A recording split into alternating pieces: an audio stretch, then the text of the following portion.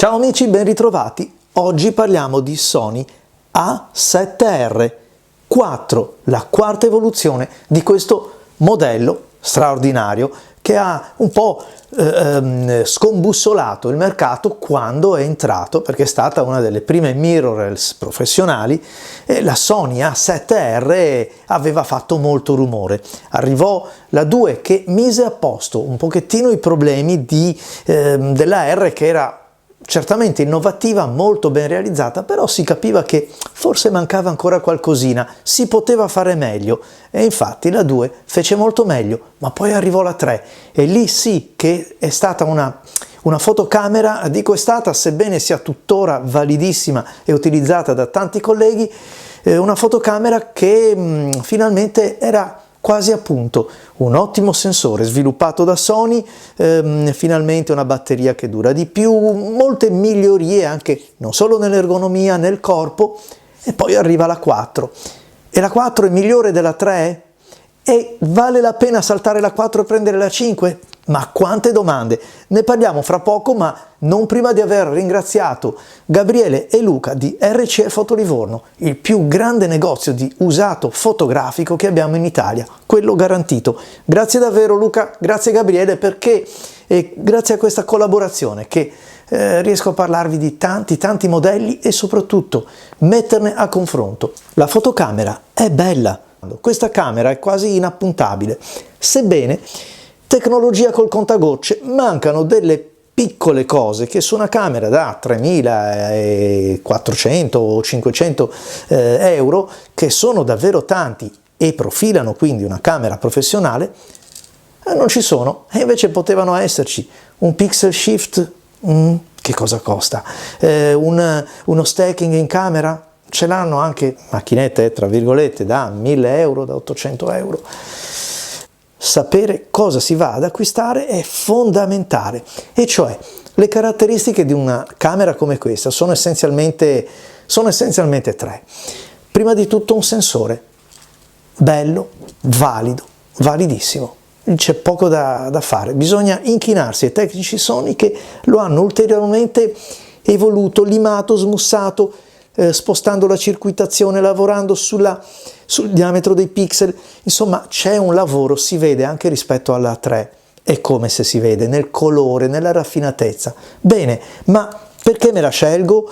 Me la scelgo se ho bisogno di stampare in grande, ma davvero in grande, perché comunque una A7 III, A7 IV, cioè la produzione Sony, non R, ha una gamma dinamica fantastica, forse persino anche un po' meno rumore, un po' meno disturbo per certi ambiti fotografici dove non devo stampare grande così, ma mi serve la qualità, i trasienti ed altro ancora, forse riescono a fare persino meglio.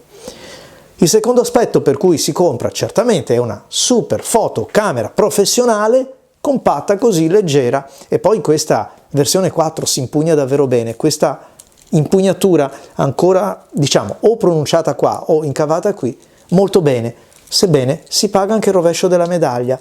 Il bottone di sgancio degli obiettivi, potevi farlo un po' più grande, un po' più, è veramente difficile con quelli che nascono subito larghi, infilarsi per sganciarlo. Vi ho detto, piccolezze, è come, insomma, andare a fare le pulci a una modella e dire ma qui c'è una doppia punta, non è mica... Ok? Avete capito di cosa stiamo parlando. Il terzo aspetto è certamente stato dell'arte, cioè una macchina che a 360 gradi fa tutto e fa tutto molto bene.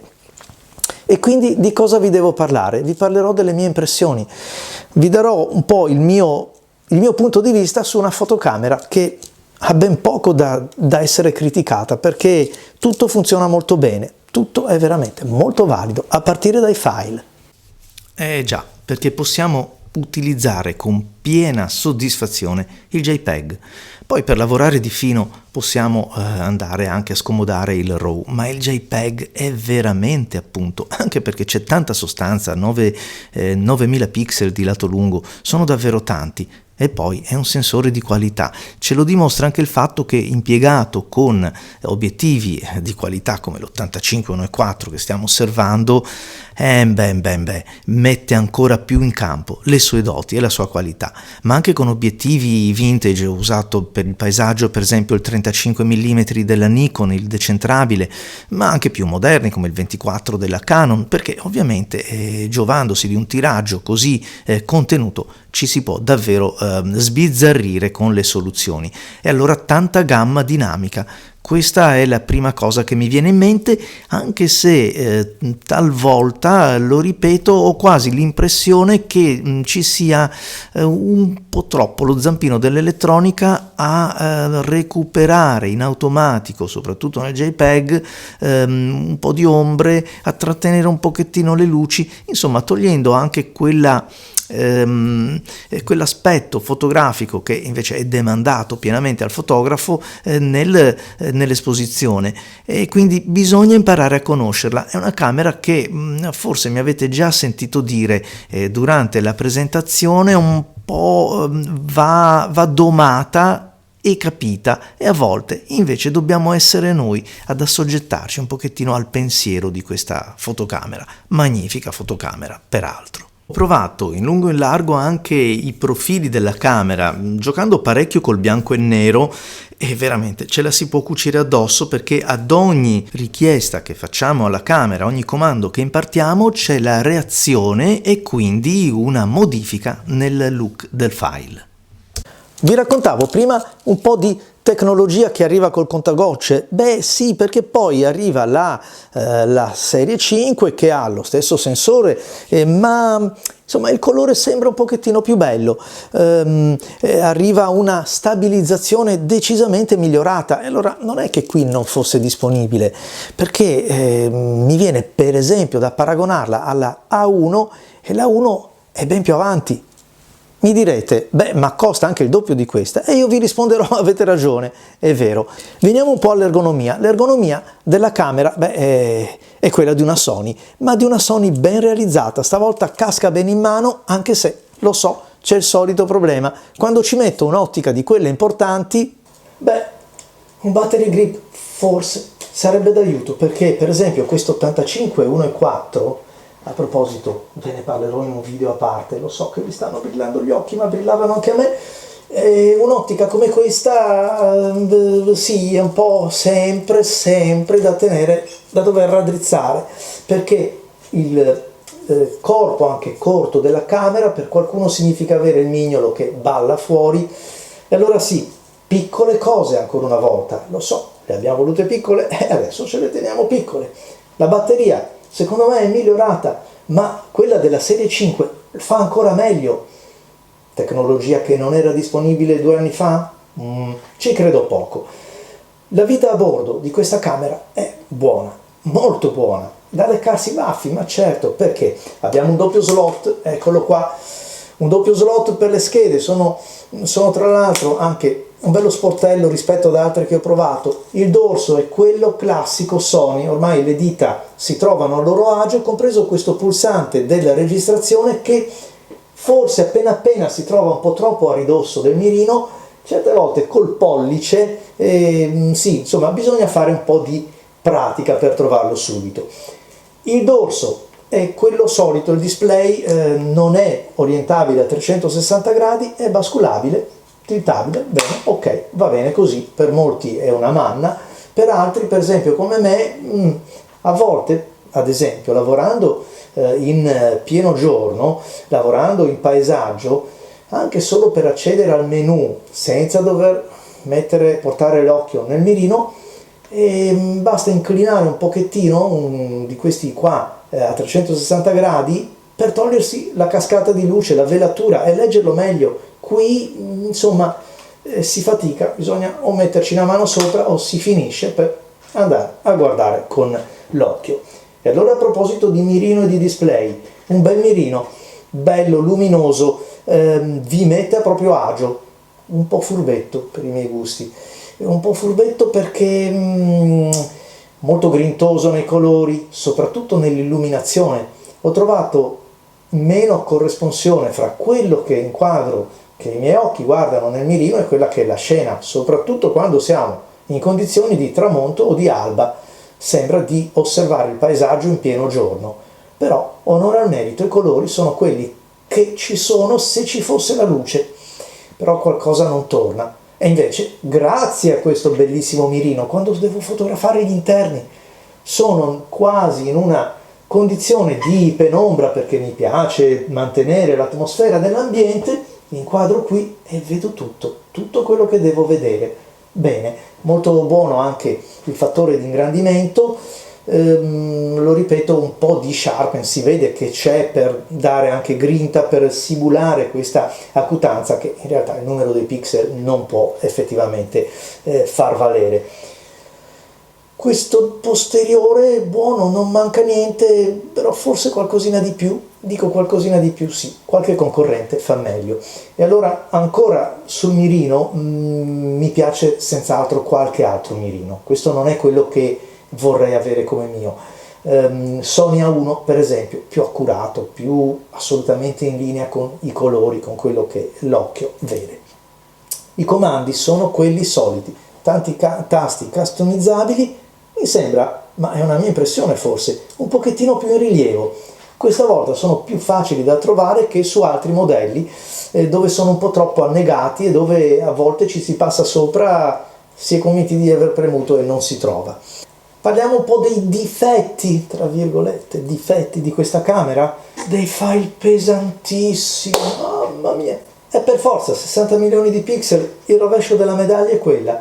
Quindi anche un flusso di lavoro abbastanza rallentato, perché vabbè, per un file, per due, aspetto, fare una batch di conversione, aprirne 3 o 4, i tempi si allungano anche con computer performanti, tenetelo presente, ma lo abbiamo detto, chi la compra? Chi vuole quei file giganteschi perché gli serve quello. E poi quali altri difetti ci sono? Beh, uno che tutto sommato per uno come me ha la sua rilevanza, manca l'otturatore che copre il sensore quando la camera è spenta e quindi cambiare obiettivi in ambienti umidi, polverosi oppure con un'escursione termica importante, bisogna stare un po' più attenti, camera in basso, insomma attenzione a questo perché la polvere potrebbe entrare. Nelle mie giornate di test, in questa settimana e mezzo, io non ho avuto problemi di polvere, eccetera, però lo sapete, sono uno che riguarda, sta molto attento a questo. Sulle capacità del sensore non mi dilungo nemmeno, prendo uno scatto. Questo è fatto con uno zoom 8x, il 50-400 Tamron a 160 ISO. Guardate il recupero innanzitutto nella lettura delle ombre e con un po' di maschera di contrasto il dettaglio che riusciamo ad ottenere nella fase finale. A proposito, si tratta del JPEG, non del DNG o del RAW. Ecco, credo che le immagini valgano. Difetti, ma difetti di cosa stiamo parlando? Per esempio la livella. La livella del mirino mi è sembrata approssimativa, quasi un giocattolo, passatemi questo termine, rispetto alla qualità della fotocamera. Sì, ok, scatta, però poi le foto non sono mica... Cioè ci sono livelle, ci sono bolle molto più accurate in camere che costano anche meno.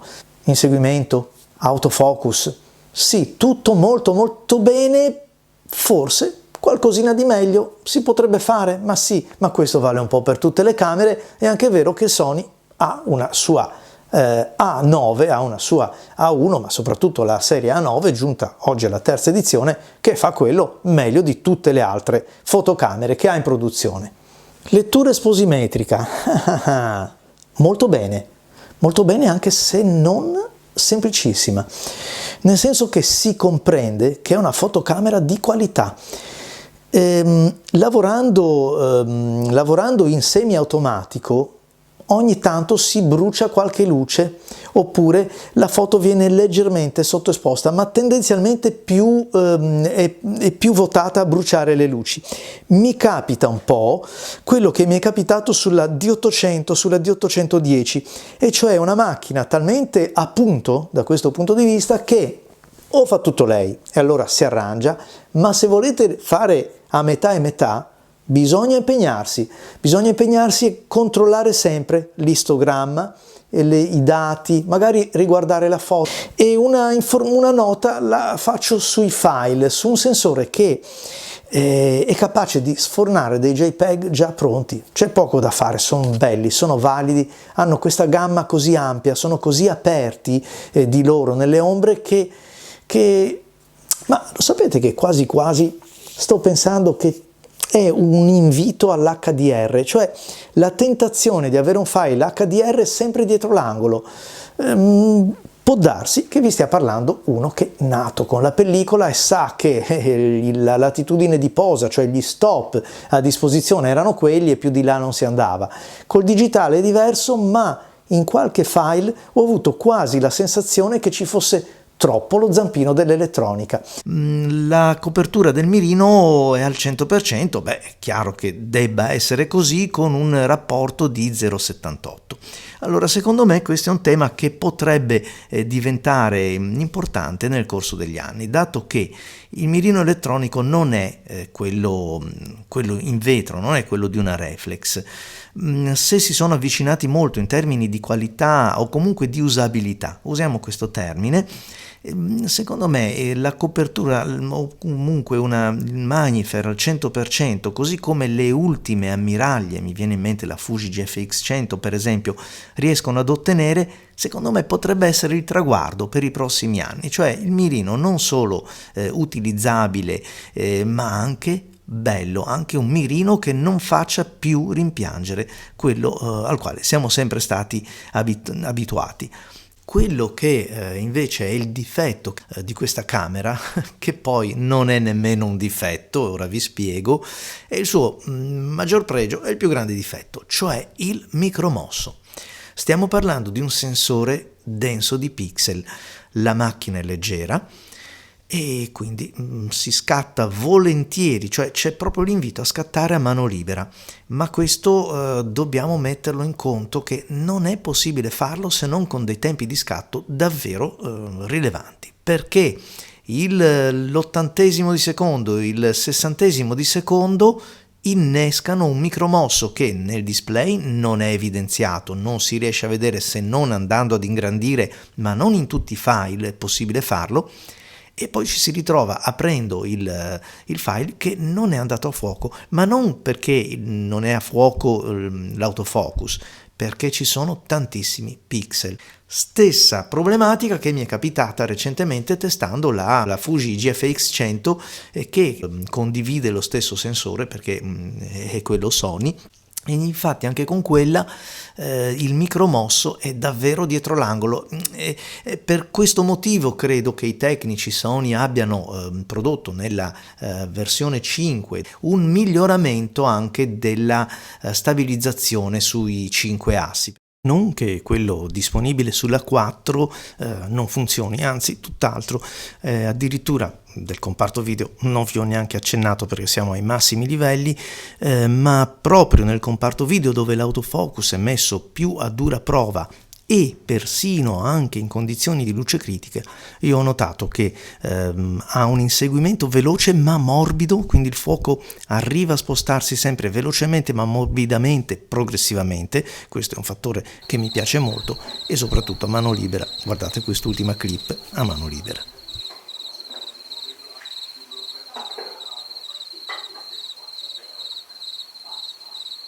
Chi se la compra allora questa bellissima fotocamera?